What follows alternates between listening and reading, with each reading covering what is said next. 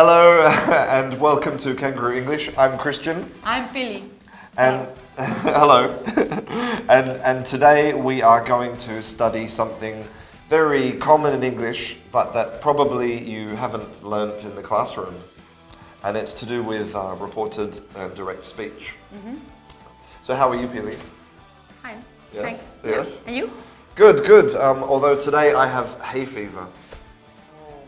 Yeah. Poor Christian. Yeah, hay fever is when plants or release their pollen and the pollen Freeze. affects you. Yeah, so you have itchy eyes, itchy eyes, And runny nose, runny nose. I have blocked sinuses. Yeah. What else? And a cough. Yeah. So all of these symptoms from plants. It's summer.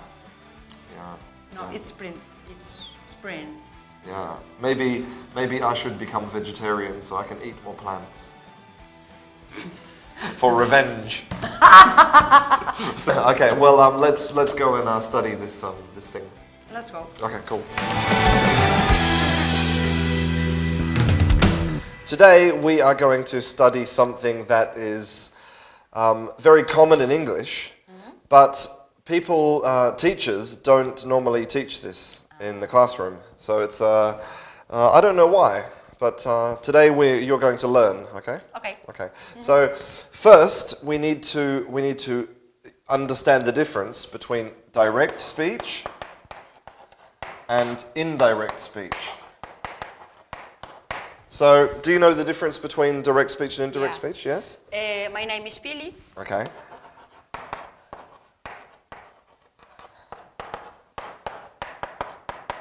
Okay. Direct. Direct, yes, Yeah. okay. I said that my name was Pili. Was. Good, exactly.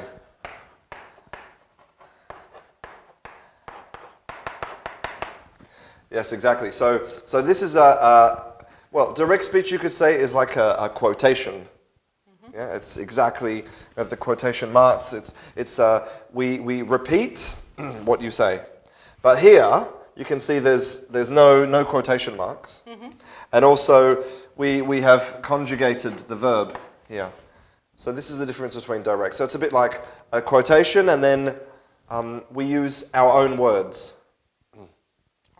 Like, for example, in indirect speech, normally we don't repeat exactly what the person says. We summarize or generalize. Yeah? Like, maybe you say specifically, I love pizza with mushrooms, and I love pizza with ham, and I love pizza with cheese. But when I use indirect speech, I say, Pili said she loves all types of pizza. So it's not exactly what you said, but so I can adapt, okay?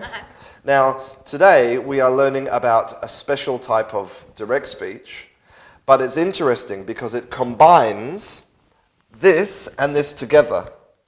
So we use what the person said, but we also use our own words. Now normally when we use direct speech, we use the verb say. So, for example, Pili said, she said, the police said. But today we're going to learn about something which is very common, but is not say. There's two options, okay? One is to be like, and the other one is to go. Now, what's interesting is that we're using this instead of say. Okay, so, for example, to be like, and then we have the quotation. Or to go, and then with the quotation after, like this. Okay. Is it the same? Well, this to use to be or to go has some very interesting advantages. First, let's put some examples on the board. So say something, say anything. Hello. Okay, hello, good. So we could say, Pili said. Hello. So this is the most common with the verb say. Okay. But we can also say, Pili was like, because in the past, so we have to be like. Was like. Hello. Hello. Or with the verb go, so we can say Pili went. Pili went, exactly, very Pili good. went, hello. So we can see that they have these verbs here instead of say. So yeah, so this is the construction. It's very simple, really. Now, with the verb to say, okay, we could put this at the end. We could say, Really? hello, Pili said, which is normal, like in a book. Hello, But with yeah. was and went, no. You cannot put them, you cannot say, Pili, or you cannot say, hello, Pili was like, no. No. Or hello, Pili went, no. Okay, so Okay. this is a limitation. What are the advantages of using go or be like? Okay. I don't know. The first advantage is that we use it for imitation. Okay, Imitation. which you can't do with say. Okay. So, for example, imagine that I am complaining. Okay, and I'm like, oh, I hate this restaurant. Yeah. And now you are telling your friend. You can do an imitation. Yeah. Christian went. Good. I hate this restaurant. Exactly. Yeah. Exactly. But if you say Christian said, so Christian went, I hate this restaurant. Good. Okay.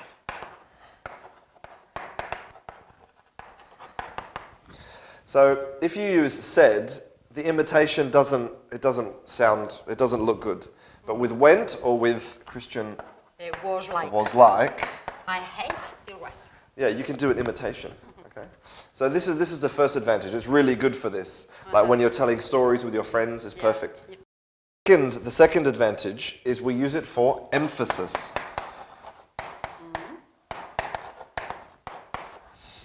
Because we can emphasize that the person said exactly those words. Because sometimes with direct speech, you know, I can maybe change a few words. Yeah. But if I say Exactly. Okay. for emphasis, he was like, and I know that this is exactly what he said. Like, for example, if I say, I am not going to the party because I hate Sandra. Okay. And then later, your friend, why is Christian not going to the party? He was like, he hate. He was like, because it's direct. Yeah? He was like, I hate Sandra. Exactly. You mean exactly? He said, I hate Sandra? Exactly. Yeah. Hate. Very good. Reduplication. Okay. The next one is a little bit strange, but also very useful. Okay, we can use it for imaginary conversations. Interesting. Yeah, like for example, if you met Elvis Presley, for example, what would you say to Elvis? Are you dead or alive? Yeah, exactly. Elvis. Yeah, so and we use this with our be like. So you would say, I would be like, because this is the Conditional. Conditional, exactly. So I would be like. What would you say to Elvis? Are you dead or alive? Yeah. So Elvis. if you would say, if I met Elvis, I would be like, are you dead or alive? Are you dead or alive? Yeah. Exactly. Okay. If I met Mark Knopfler, Mark Knopfler, yes. I ask him, are you going to play Sultans of Swings in your concert at Santiago? Good, but you used the verb ask. You said, I would ask. I would ask. But you would say, I would be like. I would be Or like. you could say, I would go I would as go. well. Are you going to play? Are you going to play Sultan of Swings in Santiago? Exactly. So we can use it to have imaginary conversations. Okay. And if you read a newspaper, because this is a very informal construction. But if you read a newspaper, in imaginary conversations, it has this. But normally in other situations, no. The fourth one, and this is, if you look at the statistics of English usage in this situation, this is the most common usage of like, to be like and go, is for internal thoughts.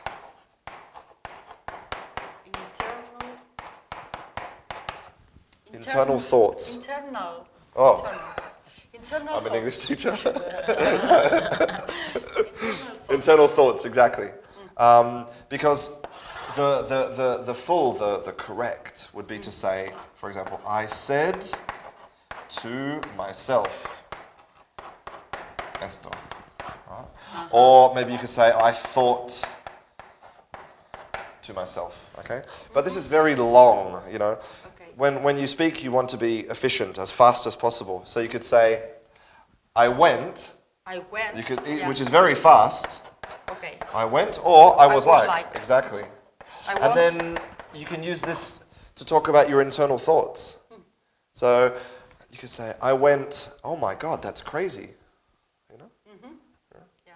So imagine if your friend, Lola, tells you that she is going to go backpacking around India for 1 year. Okay. What would you think about this? I went. You are crazy. Exactly, very good. Or you are brave. Yeah, exactly, Brave. exactly. You're So you can brave. see it's very fast. You know, Yeah. I said to myself, no, I I went. I went. Very fast. So, and this is the most common usage. Now the final one, and this is interesting because we actually don't use any speech at all. Okay, we use it to talk about emotions. So you could say, you know, my wife told me that she was leaving, and I was like devastated. Devastated. Devastated. Yeah. So in this case, we're not using any speech, Okay. but we're using it to describe an emotion. Okay. So imagine that somebody told you that you are a very bad teacher. I was like very sad. Okay. Perfect. Very good. So it's easy to use and it's very versatile.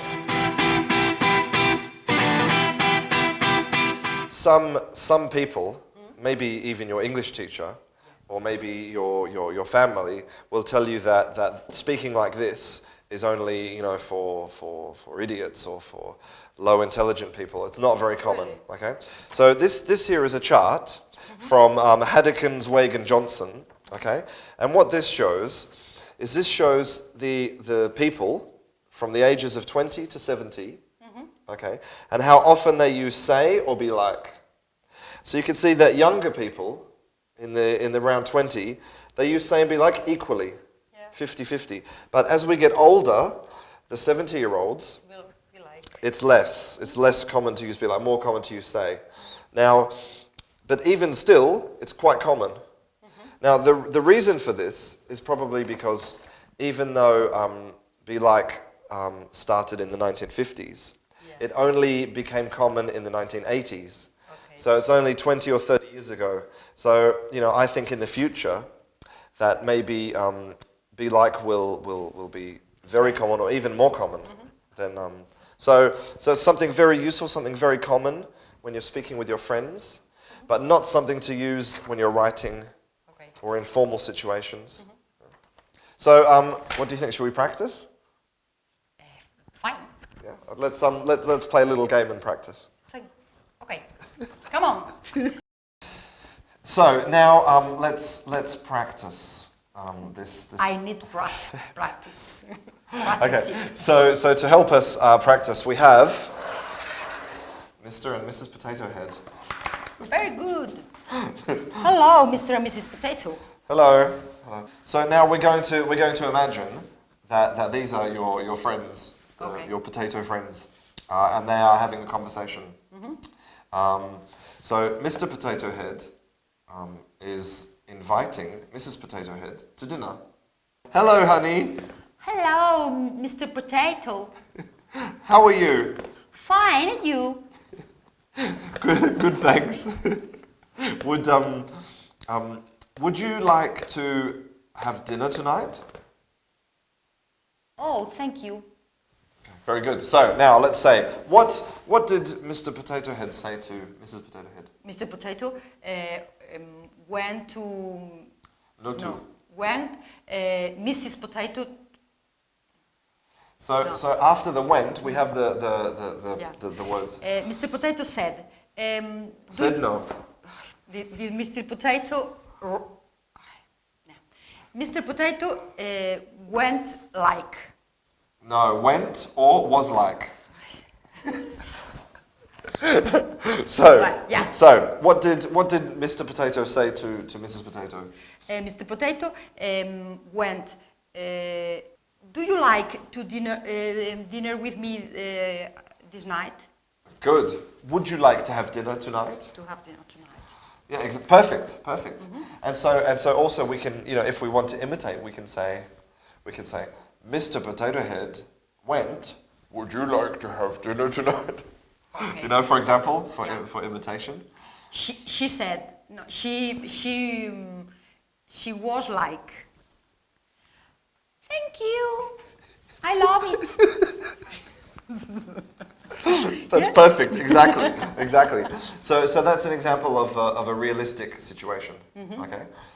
So now let's imagine an imaginary situation. Mm-hmm. So who is your favorite actress?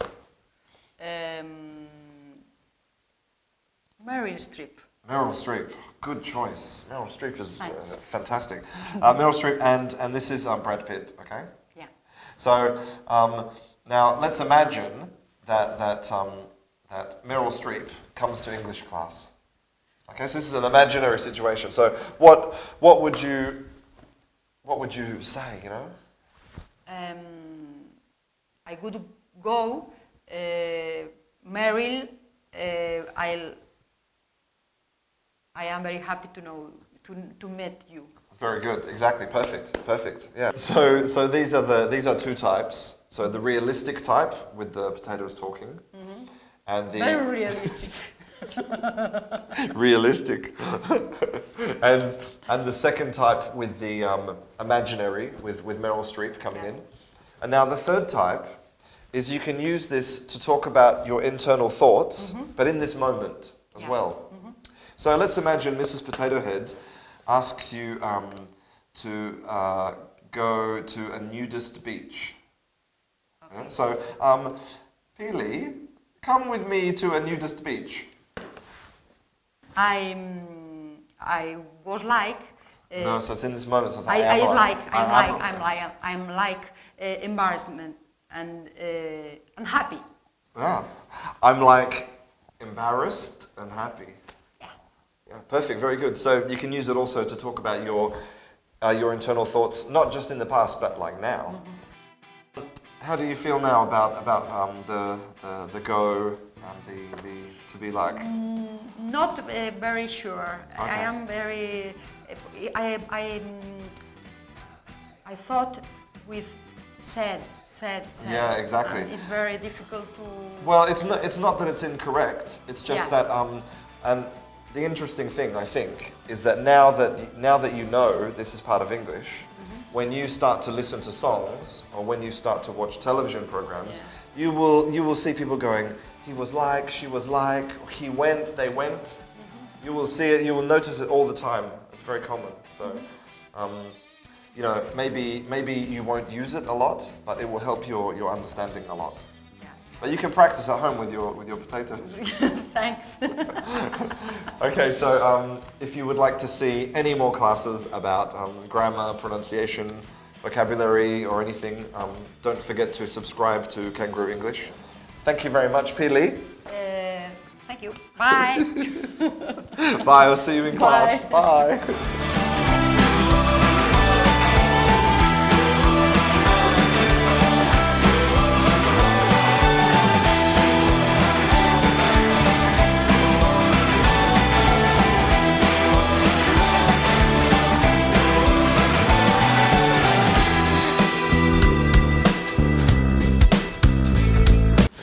This is the this is the potato on the nudist beach. Claro, claro.